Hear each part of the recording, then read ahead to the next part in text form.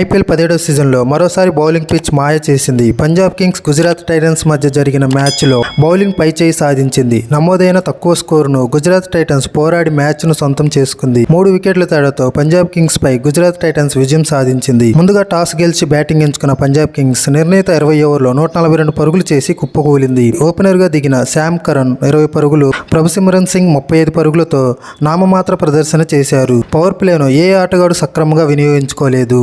అనంతరం వచ్చిన బ్యాటర్లంతా తక్కువ పరుగులు చేస్తూ పెవిలియన్ బాట పట్టారు.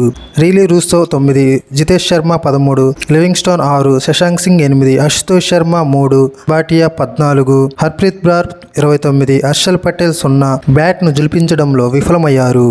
పంజాబ్ను పరుగులు చేయకుండా గుజరాత్ బౌలర్లు నియంత్రించారు. సాయి కిషోర్ అద్భుతంగా బౌలింగ్ చేసి 4 వికెట్లు పడగొట్టి ప్లేయర్ ఆఫ్ ద మ్యాచ్గా నిలిచాడు.